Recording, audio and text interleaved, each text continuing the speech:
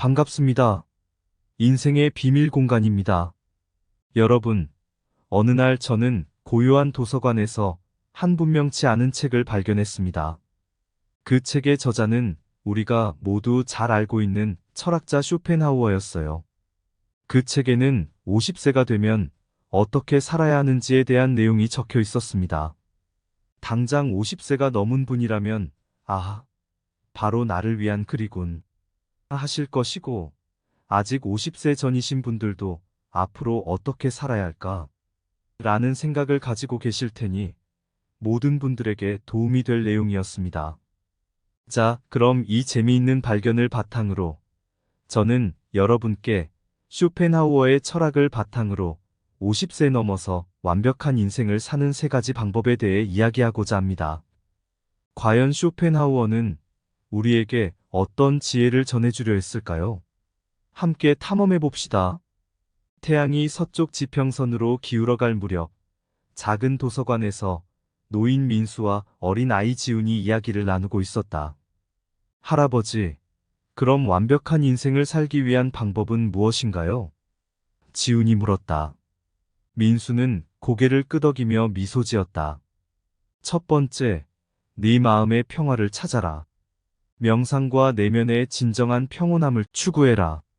두 번째, 예술과 문학에 몰두해라. 그것들은 네 마음을 위로해 줄 것이다. 마지막으로, 타인을 위해 무언가를 해라. 그것은 인생의 진정한 가치를 발견하는 길이 될 것이다. 지우는 생각에 잠겼다. 그러면 할아버지는 그 세 가지 방법 모두를 따랐나요? 민수는 웃으며 대답했다. 나는 그렇게 노력했지. 하지만 완벽한 인생을 추구하는 것은 여행과 같아. 목적지에 도달하는 것보다 그 여정 자체에서 무언가를 배우고 느끼는 것이 더 중요하단다. 두 사람은 함께 손을 잡고 도서관을 나서며 그들의 인생 여정은 계속될 준비가 되어 있었다. 이렇게 쇼펜하우어의 철학과 함께 완벽한 인생을 추구하는 방법에 대해 알아보았습니다. 완벽한 인생을 살기 위한 정답은 각자에게 다를 수 있지만 그 방법을 찾아가는 여정 자체가 더욱 소중하고 의미 있는 것임을 잊지 말아야 합니다. 첫 번째로 한때 쇼펜하우어는 도시의 한 번화한 광장에서 사람들이 왔다 갔다 하는 것을 지켜보았습니다. 어떤 사람들은 행복한 표정으로 빠르게 걷고 어떤 사람들은 무거운 발걸음으로 인생의 무게를 짊어지고 있었습니다. 그 광장에서 그는 한 노인을 만났습니다. 그 노인은 시간의 무게를 지니면서도 눈빛에는 여전히 밝음이 있었어요. 쇼펜하우어는 그 노인에게 다가가 선생님, 인생에서의 완벽함은 어떻게 찾을 수 있나요? 라고 물었습니다. 노인은 미소 지으며 말했습니다. 인생의 완벽함은 언제나 우리 내면에 있어요. 우리가 가장 진정 원하는 것, 우리의 의지에 따라 그 완벽함을 찾을 수 있죠. 그의 이야기는 쇼펜하우어의 철학에 큰 영감을 주었습니다. 쇼펜하우어는 이해했습니다. 세상에서의 완벽함은 주관적인 것, 각자가 인생에서 원하는 것, 그리고 그것을 어떻게 이루어 나가는지에 따라 달라질 수 있다는 것을요. 그 후, 그는 한 작가를 만났습니다. 이 작가는 많은 책을 썼지만 항상 자신의 작품에 만족하지 못했습니다. 작가는 쇼펜하우어에게 말했습니다. 내 인생은 완벽하지 않아. 항상 더 좋은 작품을 쓰고 싶지만 그렇게 쉽게 되지 않아. 쇼펜하우어는 작가에게 응답했습니다. 완벽함은 결과에서 찾는 것이 아니라 과정에서 찾아야 해. 당신의 의지를 따라가면서 쓴 글에서 그 완벽함을 찾을 수 있을 거야. 이렇게 쇼펜하우어는 인생의 완벽함에 대한 자신만의 관점을 찾아나갔습니다. 그의 관점에서 완벽함은 항상 우리 내면의 의지와 관련이 있었죠. 우리의 진정한 원하는 것을 찾고 그것을 향해 나아가는 과정에서의 만족감, 그것이 바로 인생의 완벽함이라고 그는 믿었습니다. 길은 발 아래에 있다. 가장 큰 영광은 한 번도 넘어지지 않는 것이 아니라 넘어질 때마다 일어나는 것이다.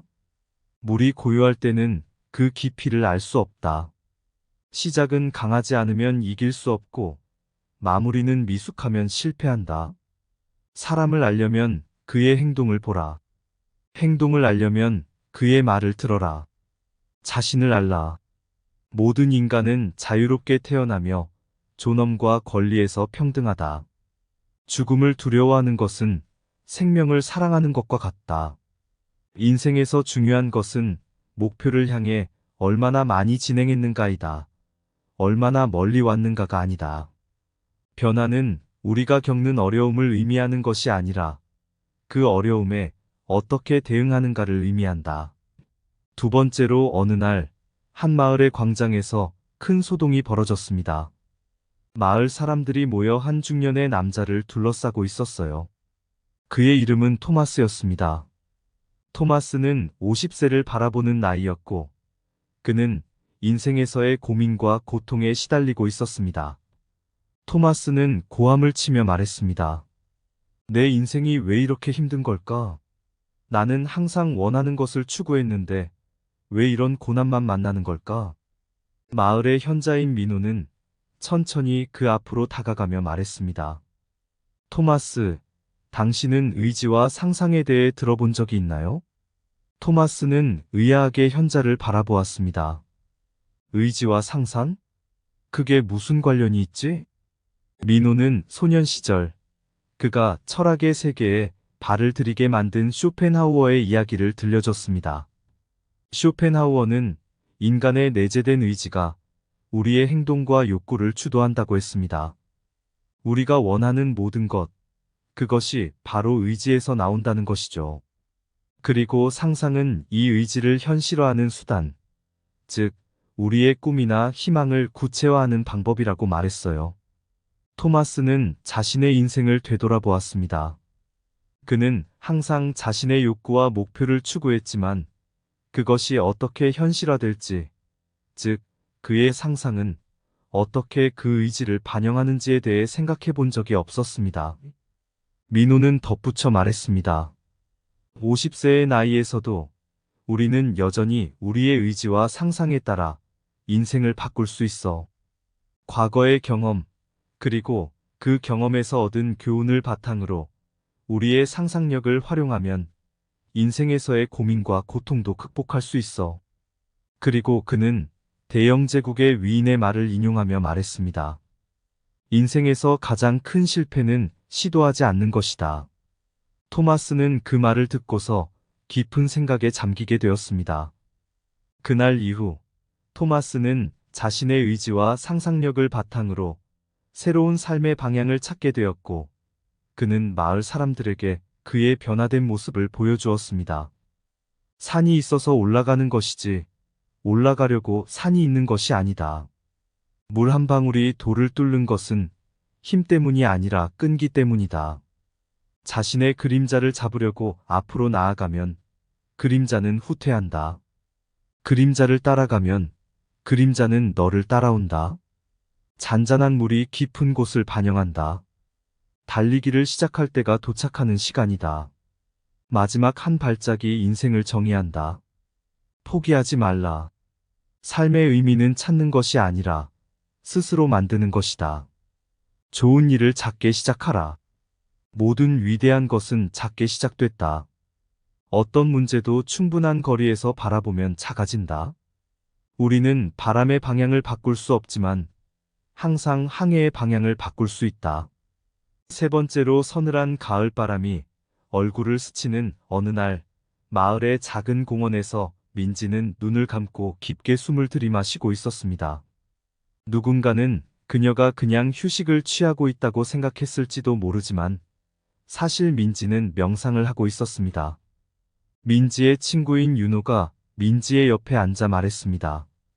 민지야, 왜 이렇게 명상을 하려고 해? 얼마 전까지만 해도 넌 항상 바쁘게 돌아다니며 인생을 즐기려고 했잖아. 민지는 미소 지으며 대답했습니다. 윤호야, 내가 쇼펜하우어의 철학을 공부하면서 그가 아시아 철학, 특히 명상에 큰 영감을 받았다는 것을 알게 됐어. 그래서 나도 한번 시도해봤는데 이게 참 대단한 것 같아. 윤호는 의아하게 민지를 바라보며 말했습니다. 명상이란 걸로 무엇을 얻을 수 있지? 민지는 고개를 끄덕이며 대답했습니다. 내적 평화를 얻을 수 있어. 우리는 살아가면서 수많은 욕구와 의지에 사로잡히기 쉬워. 그러다 보면 마음이 편안하지 않고 항상 불안해. 하지만 명상을 통해 내면의 평온함을 찾게 되면 그런 욕구와 의지에 구애받지 않게 돼. 그런 민지의 이야기를 듣고 윤호는 궁금해졌습니다. 그럼 명상을 통해 네가 어떤 변화를 느꼈어? 민지는 웃으며 대답했습니다. 명상을 통해 내 안의 소란스러운 감정과 생각들이 점차 사라지는 것을 느꼈어. 그리고 이러한 내적 평화는 외부 환경에 따라 흔들리지 않게 되었어. 그래서 이제는 작은 일에도 흔들리지 않고 큰 일에도 동요하지 않게 됐어. 윤호는 감탄하며 말했습니다. 그래서 이게 완벽한 인생을 살기 위한 첫 번째 방법인 거야? 민지는 미소를 지으며 대답했습니다. 그렇다고 할 수 있겠지. 내적 평화를 찾는 것, 그것이 바로 완벽한 인생의 첫걸음이야. 그리고 두 사람은 함께 눈을 감고 마음의 평화를 찾기 위한 명상의 시간을 가졌습니다. 물은 상처받은 곳으로 흐르듯 마음도 고통받은 곳으로 흐른다. 가장 깊은 평화는 가장 큰 소용돌이 속에서 발견된다. 마음의 불을 끄는 물은 내면의 평온함이다. 자신의 마음을 알아라. 그것이 바로 출발점이다. 바깥 세상을 바꾸려 하기 전에 먼저 내 안의 세상을 바꿔라. 평화는 외부에서 오는 것이 아니라 내부에서 발견되는 것이다. 지혜는 자신을 알아보는 것에서 시작된다. 가장 큰 승리는 자신에 대한 승리이다. 우리의 생각이 우리를 만든다. 그래서 마음의 관리는 최상의 비즈니스다. 실내에 평화가 없다면 외부의 평화를 찾아도 소용이 없다. 네 번째로 옛날 옛적 작은 마을에 한 명의 화가와 한 명의 작가가 살고 있었다. 두 사람은 나이가 들어도 예술의 열정을 잃지 않았다. 화가의 이름은 효진, 작가의 이름은 준호였다. 효진은 생각했다. 나는 이렇게 많은 해가 지나도 아직 화를 그리는 이유가 무엇인지 잘 모르겠어. 그녀는 자신의 작품들을 보며 고민했다. 준호는 한 편의 소설을 마치고 창밖을 바라보며 생각에 잠겼다. 내가 이렇게 글을 쓰는 것은 왜일까? 나의 이야기는 누구에게나 통할까? 어느 날 두 사람은 마주쳤다. 효진은 준호에게 물었다. 준호야, 너는 왜 글을 써? 네가 쓴 이야기들은 사람들의 마음에 어떤 변화를 가져다 주는지 알아? 준호는 미소를 지으며 대답했다. 글은 나의 마음의 반영이야. 쇼펜하우어는 예술과 문학이 인생의 고통에서 벗어나는데 도움을 준다고 했어. 내 글을 읽는 사람들이 그 순간 그들의 고통과 걱정에서 잠시 벗어날 수 있으면 좋겠어. 효진은 고개를 끄덕이며 말했다. 나도 그래. 내 그림을 보는 사람들이 그림 속 세계로 잠시 들어갈 수 있다면 그 순간 그들은 현실의 고민과 슬픔에서 벗어날 수 있을 것 같아. 두 사람은 깨달았다. 예술과 문학은 단순한 취미나 장르가 아닌 사람들의 마음과 영을 치유하는 도구였다. 그들은 그날부터 더 열심히 그림을 그리고 글을 썼다. 그리고 그들의 작품은 많은 사람들에게 위안과 힘이 되었다.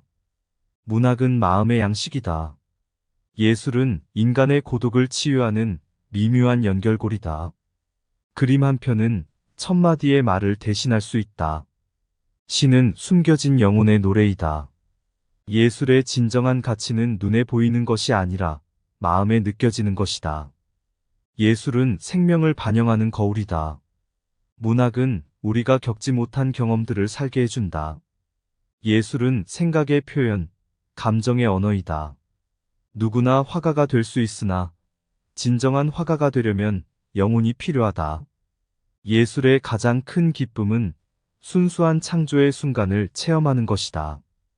5번째로 한때 작은 마을에 민수라는 노인이 살았다. 그는 50세가 넘어도 아직도 마을에서 가장 활기찬 사람 중 하나였다. 하지만 그의 주변에서는 그가 무엇을 위해 그렇게 열심히 움직이는지, 어디에 그런 에너지가 있는지 의문을 가진 사람이 많았다. 민수는 쇼펜하우어의 철학을 깊이 공부했던 사람이었다. 그는 쇼펜하우어가 말하는 도덕성과 연민, 그리고 타인에 대한 봉사의 중요성을 깊이 이해하고 실천하려 노력했다. 그의 봉사 정신은 단순한 자선 활동에서 시작되지 않았다. 그는 일상에서도 항상 타인을 먼저 생각하고 자신의 이익보다는 타인의 이익을 위해 행동했다. 어느 날 마을에 홍수가 발생해 많은 사람들이 집을 잃었다. 그때 민수는 자신의 집을 여러 명과 함께 공유하며 마을 사람들이 다시 일어설 수 있도록 도움을 주었다. 그의 봉사 정신은 홍수 이후 더욱 두드러졌다. 민수 할아버지, 왜 그렇게 타인을 도와요? 어느 날 어린아이가 민수에게 물었다. 민수는 웃으며 대답했다. 난 쇼펜하우어의 말에 깊이 공감해. 타인을 돕는 것은 나 자신을 돕는 것이기도 하거든. 그리고 그 과정에서 내 인생의 가치를 더욱 높일 수 있다고 느껴. 그렇게 민수는 50세 이후에도 타인을 위한 봉사를 통해 인생의 가치를 높이며 살아갔다. 그의 이야기는 많은 사람에게 영감을 주었으며 봉사의 중요성을 깨닫게 해주었다. 이 이야기는 쇼펜하우어의 도덕성과 연민에 대한 관점을 통해 50세 이후의 인생에서 타인을 돕는 것의 중요성과 그로 인한 인생의 가치 향상을 보여주고자 합니다. 타인의 기쁨은 나의 기쁨이다. 작은 봉사도 큰 사랑에서 시작된다. 남을 도와주는 손은 항상 위로 올려져 있어야 한다. 진정한 행복은 타인을 도울 때 느껴진다. 서로 도와주며 살아가는 것이 참된 인간다움이다. 봉사는 크게 보상받을 생각으로 하는 것이 아니라 그 자체로 보상이다. 우리가 남에게 주는 것이 아니라 남을 위해 어떻게 행동하는지가 중요하다. 세상을 바꾸는 것은 아니지만 세상의 일부분의 변화를 가져다 주는 것은 그 일부분을 구성하는 한 사람에게는 전부이다. 나의 행복을 높이는 가장 확실한 방법은 타인의 행복을 높이는 것이다. 인생의 진정한 목적은 무엇인가를 누군가를 위해 헌신하는 것이다. 50세 넘어서 완벽한 인생을 사는 3가지 방법. 서쪽 지평에서 태양이 미묘한 빛을 품고 지는 순간 노인 민수의 눈동자는 젊은 아이 지훈에게 이야기를 흘려보냈다. 네가 태어난 세상의 깊은 고요 속 완벽한 인생을 찾아라. 눈을 감고 깊은 숨을 들이마셔. 내 마음의 바다에서 평화를 찾아내. 명상의 바람에 몸을 맡기면 세상의 소라는 조용한 노래가 될 것이니 빛나는 별처럼 예술과 문학 속에 몸을 던져. 그곳에서 마음의 상처는 아름다운 그림이 되리. 문장과 음표 사이 고통은 달콤한 울림이 되어. 마지막으로 세상의 아름다움을 발견하려면 타인의 눈물을 닦아주고 그 손을 꼭 잡아 봉사의 길 위에 인생의 진정한 가치가 피어나게. 2사람의 발걸음, 도서관의 문을 나서며 완벽한 인생을 향한 여정은 향기로운 꽃길이 될 것이다. 태양이 지며 세상의 빛과 그림자 사이에서 50세의 삶, 그 속에 완벽한 인생의 비밀을 품고서. 감사합니다. 구독과 좋아요는 인생의 비밀 공간 채널을 운영하는데 큰 힘이 됩니다. 오늘도 좋은 하루 되세요. 반갑습니다. 인생의 비밀 공간입니다. 여러분, 어느 날 저는 고요한 도서관에서 한 분명치 않은 책을 발견했습니다. 그 책의 저자는 우리가 모두 잘 알고 있는 철학자 쇼펜하우어였어요. 그 책에는 50세가 되면 어떻게 살아야 하는지에 대한 내용이 적혀 있었습니다. 당장 50세가 넘은 분이라면 아하, 바로 나를 위한 글이군 하실 것이고, 아직 50세 전이신 분들도 앞으로 어떻게 살아야 할까? 라는 생각을 가지고 계실 테니 모든 분들에게 도움이 될 내용이었습니다.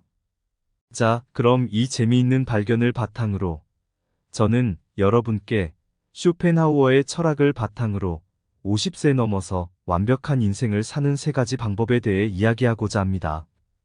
과연 쇼펜하우어는 우리에게 어떤 지혜를 전해주려 했을까요? 함께 탐험해 봅시다. 태양이 서쪽 지평선으로 기울어갈 무렵 작은 도서관에서 노인 민수와 어린 아이 지훈이 이야기를 나누고 있었다. 할아버지, 그럼 완벽한 인생을 살기 위한 방법은 무엇인가요? 지훈이 물었다. 민수는 고개를 끄덕이며 미소 지었다. 첫 번째, 네 마음의 평화를 찾아라. 명상과 내면의 진정한 평온함을 추구해라. 두 번째, 예술과 문학에 몰두해라. 그것들은 네 마음을 위로해 줄 것이다. 마지막으로 타인을 위해 무언가를 해라. 그것은 인생의 진정한 가치를 발견하는 길이 될 것이다. 지우는 생각에 잠겼다. 그러면 할아버지는 그 3가지 방법 모두를 따랐나요? 민수는 웃으며 대답했다. 나는 그렇게 노력했지. 하지만 완벽한 인생을 추구하는 것은 여행과 같아. 목적지에 도달하는 것보다 그 여정 자체에서 무언가를 배우고 느끼는 것이 더 중요하단다. 두 사람은 함께 손을 잡고 도서관을 나서며 그들의 인생 여정은 계속될 준비가 되어 있었다. 이렇게 쇼펜하우어의 철학과 함께 완벽한 인생을 추구하는 방법에 대해 알아보았습니다.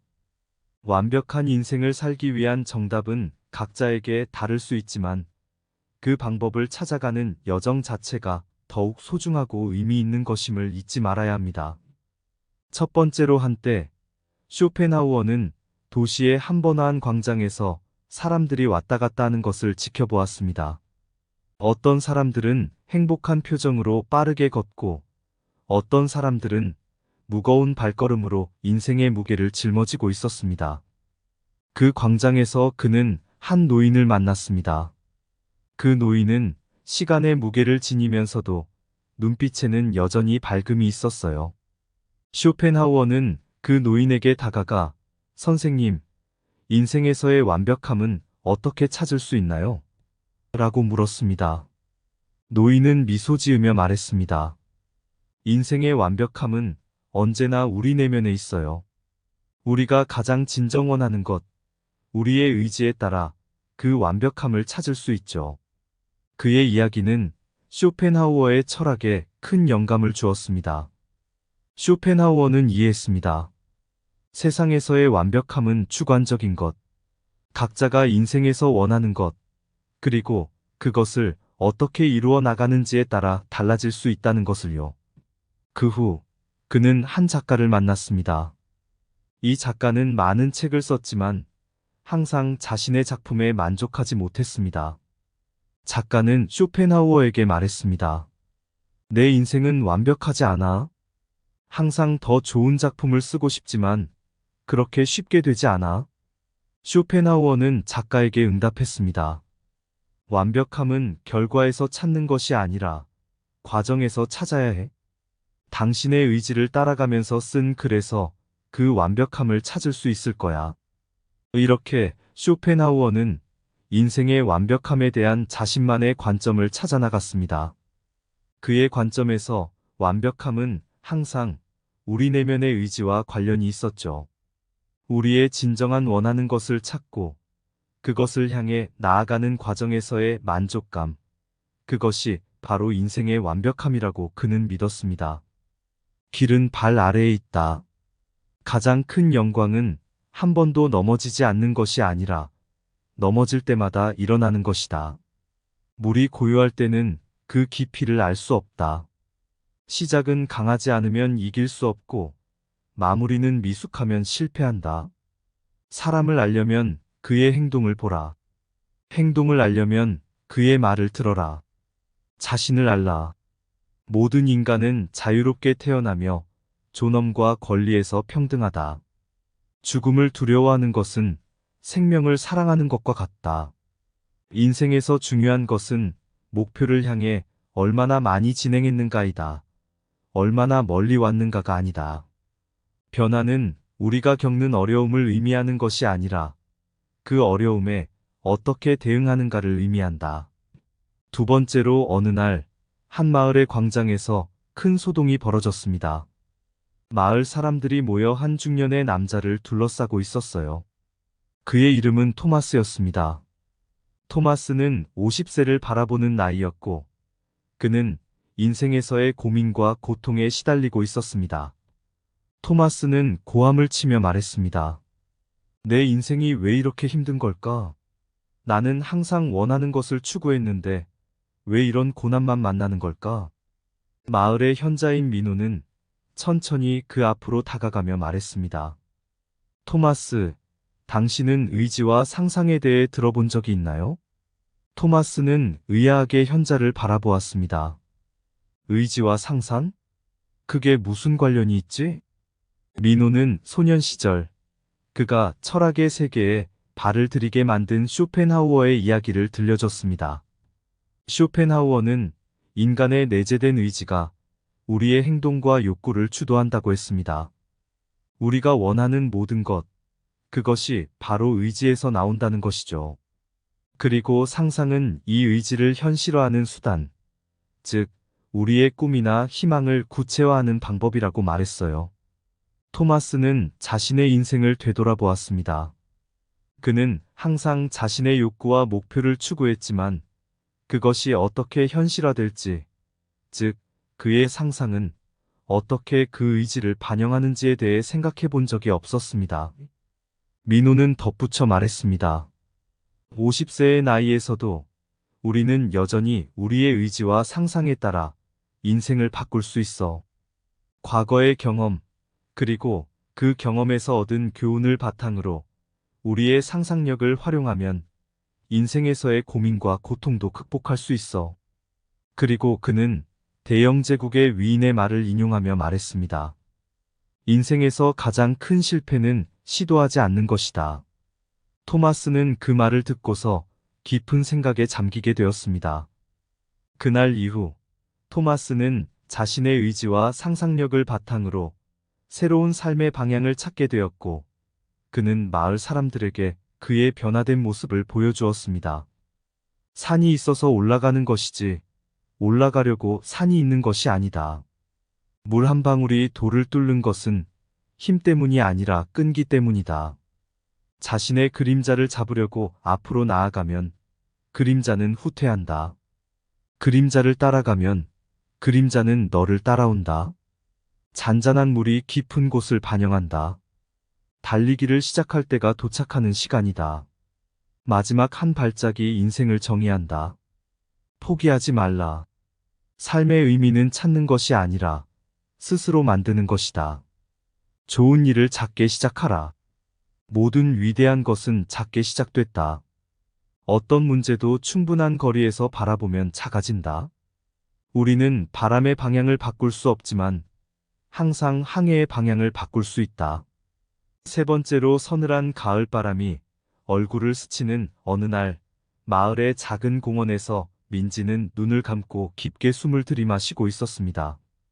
누군가는 그녀가 그냥 휴식을 취하고 있다고 생각했을지도 모르지만 사실 민지는 명상을 하고 있었습니다. 민지의 친구인 윤호가 민지의 옆에 앉아 말했습니다. 민지야, 왜 이렇게 명상을 하려고 해? 얼마 전까지만 해도 넌 항상 바쁘게 돌아다니며 인생을 즐기려고 했잖아. 민지는 미소 지으며 대답했습니다. 윤호야, 내가 쇼펜하우어의 철학을 공부하면서 그가 아시아 철학, 특히 명상에 큰 영감을 받았다는 것을 알게 됐어. 그래서 나도 한번 시도해봤는데 이게 참 대단한 것 같아. 윤호는 의아하게 민지를 바라보며 말했습니다. 명상이란 걸로 무엇을 얻을 수 있지? 민지는 고개를 끄덕이며 대답했습니다. 내적 평화를 얻을 수 있어. 우리는 살아가면서 수많은 욕구와 의지에 사로잡히기 쉬워. 그러다 보면 마음이 편안하지 않고 항상 불안해. 하지만 명상을 통해 내면의 평온함을 찾게 되면 그런 욕구와 의지에 구애받지 않게 돼? 그런 민지의 이야기를 듣고 윤호는 궁금해졌습니다. 그럼 명상을 통해 네가 어떤 변화를 느꼈어? 민지는 웃으며 대답했습니다. 명상을 통해 내 안의 소란스러운 감정과 생각들이 점차 사라지는 것을 느꼈어. 그리고 이러한 내적 평화는 외부 환경에 따라 흔들리지 않게 되었어. 그래서 이제는 작은 일에도 흔들리지 않고 큰 일에도 동요하지 않게 됐어. 윤호는 감탄하며 말했습니다. 그래서 이게 완벽한 인생을 살기 위한 첫 번째 방법인 거야? 민지는 미소를 지으며 대답했습니다. 그렇다고 할 수 있겠지. 내적 평화를 찾는 것, 그것이 바로 완벽한 인생의 첫걸음이야. 그리고 두 사람은 함께 눈을 감고 마음의 평화를 찾기 위한 명상의 시간을 가졌습니다. 물은 상처받은 곳으로 흐르듯 마음도 고통받은 곳으로 흐른다. 가장 깊은 평화는 가장 큰 소용돌이 속에서 발견된다. 마음의 불을 끄는 물은 내면의 평온함이다. 자신의 마음을 알아라. 그것이 바로 출발점이다. 바깥 세상을 바꾸려 하기 전에 먼저 내 안의 세상을 바꿔라. 평화는 외부에서 오는 것이 아니라 내부에서 발견되는 것이다. 지혜는 자신을 알아보는 것에서 시작된다. 가장 큰 승리는 자신에 대한 승리이다. 우리의 생각이 우리를 만든다. 그래서 마음의 관리는 최상의 비즈니스다. 실내에 평화가 없다면 외부의 평화를 찾아도 소용이 없다. 네 번째로 옛날 옛적 작은 마을에 한 명의 화가와 한 명의 작가가 살고 있었다. 두 사람은 나이가 들어도 예술의 열정을 잃지 않았다. 화가의 이름은 효진, 작가의 이름은 준호였다. 효진은 생각했다. 나는 이렇게 많은 해가 지나도 아직 화를 그리는 이유가 무엇인지 잘 모르겠어. 그녀는 자신의 작품들을 보며 고민했다. 준호는 한 편의 소설을 마치고 창밖을 바라보며 생각에 잠겼다. 내가 이렇게 글을 쓰는 것은 왜일까? 나의 이야기는 누구에게나 통할까? 어느 날 두 사람은 마주쳤다. 효진은 준호에게 물었다. 준호야, 너는 왜 글을 써? 네가 쓴 이야기들은 사람들의 마음에 어떤 변화를 가져다 주는지 알아? 준호는 미소를 지으며 대답했다. 글은 나의 마음의 반영이야. 쇼펜하우어는 예술과 문학이 인생의 고통에서 벗어나는데 도움을 준다고 했어. 내 글을 읽는 사람들이 그 순간 그들의 고통과 걱정에서 잠시 벗어날 수 있으면 좋겠어. 효진은 고개를 끄덕이며 말했다. 나도 그래. 내 그림을 보는 사람들이 그림 속 세계로 잠시 들어갈 수 있다면 그 순간 그들은 현실의 고민과 슬픔에서 벗어날 수 있을 것 같아. 두 사람은 깨달았다. 예술과 문학은 단순한 취미나 장르가 아닌 사람들의 마음과 영을 치유하는 도구였다. 그들은 그날부터 더 열심히 그림을 그리고 글을 썼다. 그리고 그들의 작품은 많은 사람들에게 위안과 힘이 되었다. 문학은 마음의 양식이다. 예술은 인간의 고독을 치유하는 미묘한 연결고리다. 그림 한 편은 천마디의 말을 대신할 수 있다. 시는 숨겨진 영혼의 노래이다. 예술의 진정한 가치는 눈에 보이는 것이 아니라 마음에 느껴지는 것이다. 예술은 생명을 반영하는 거울이다. 문학은 우리가 겪지 못한 경험들을 살게 해준다. 예술은 생각의 표현, 감정의 언어이다. 누구나 화가가 될 수 있으나 진정한 화가가 되려면 영혼이 필요하다. 예술의 가장 큰 기쁨은 순수한 창조의 순간을 체험하는 것이다. 다섯 번째로 한때 작은 마을에 민수라는 노인이 살았다. 그는 50세가 넘어도 아직도 마을에서 가장 활기찬 사람 중 하나였다. 하지만 그의 주변에서는 그가 무엇을 위해 그렇게 열심히 움직이는지, 어디에 그런 에너지가 있는지 의문을 가진 사람이 많았다. 민수는 쇼펜하우어의 철학을 깊이 공부했던 사람이었다.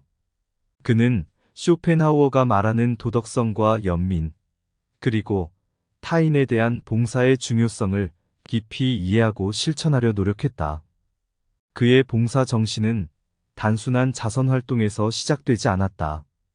그는 일상에서도 항상 타인을 먼저 생각하고 자신의 이익보다는 타인의 이익을 위해 행동했다. 어느 날 마을에 홍수가 발생해 많은 사람들이 집을 잃었다. 그때 민수는 자신의 집을 여러 명과 함께 공유하며 마을 사람들이 다시 일어설 수 있도록 도움을 주었다. 그의 봉사 정신은 홍수 이후 더욱 두드러졌다. 민수 할아버지, 왜 그렇게 타인을 도와요? 어느 날 어린아이가 민수에게 물었다.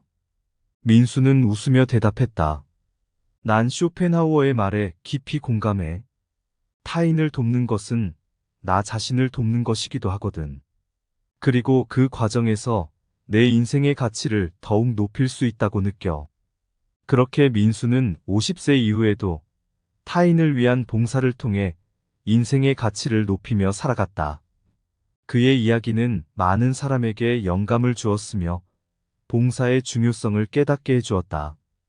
이 이야기는 쇼펜하우어의 도덕성과 연민에 대한 관점을 통해 50세 이후의 인생에서 타인을 돕는 것의 중요성과 그로 인한 인생의 가치 향상을 보여주고자 합니다. 타인의 기쁨은 나의 기쁨이다. 작은 봉사도 큰 사랑에서 시작된다. 남을 도와주는 손은 항상 위로 올려져 있어야 한다. 진정한 행복은 타인을 도울 때 느껴진다. 서로 도와주며 살아가는 것이 참된 인간다움이다. 봉사는 크게 보상받을 생각으로 하는 것이 아니라 그 자체로 보상이다.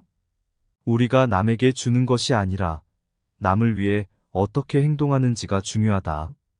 세상을 바꾸는 것은 아니지만 세상의 일부분의 변화를 가져다 주는 것은 그 일부분을 구성하는 한 사람에게는 전부이다. 나의 행복을 높이는 가장 확실한 방법은 타인의 행복을 높이는 것이다. 인생의 진정한 목적은 무엇인가를 누군가를 위해 헌신하는 것이다. 50세 넘어서 완벽한 인생을 사는 3가지 방법. 서쪽 지평에서 태양이 미묘한 빛을 품고 지는 순간 노인 민수의 눈동자는 젊은 아이 지훈에게 이야기를 흘려보냈다. 네가 태어난 세상의 깊은 고요 속 완벽한 인생을 찾아라. 눈을 감고 깊은 숨을 들이마셔. 내 마음의 바다에서 평화를 찾아내. 명상의 바람에 몸을 맡기면 세상의 소라는 조용한 노래가 될 것이니 빛나는 별처럼 예술과 문학 속에 몸을 던져. 그곳에서 마음의 상처는 아름다운 그림이 되리. 문장과 음표 사이 고통은 달콤한 울림이 되어. 마지막으로 세상의 아름다움을 발견하려면 타인의 눈물을 닦아주고 그 손을 꼭 잡아 봉사의 길 위에 인생의 진정한 가치가 피어나게. 2사람의 발걸음, 도서관의 문을 나서며 완벽한 인생을 향한 여정은 향기로운 꽃길이 될 것이다. 태양이 지며 세상의 빛과 그림자 사이에서 50세의 삶, 그 속에 완벽한 인생의 비밀을 품고서. 감사합니다. 구독과 좋아요는 인생의 비밀 공간 채널을 운영하는데 큰 힘이 됩니다. 오늘도 좋은 하루 되세요.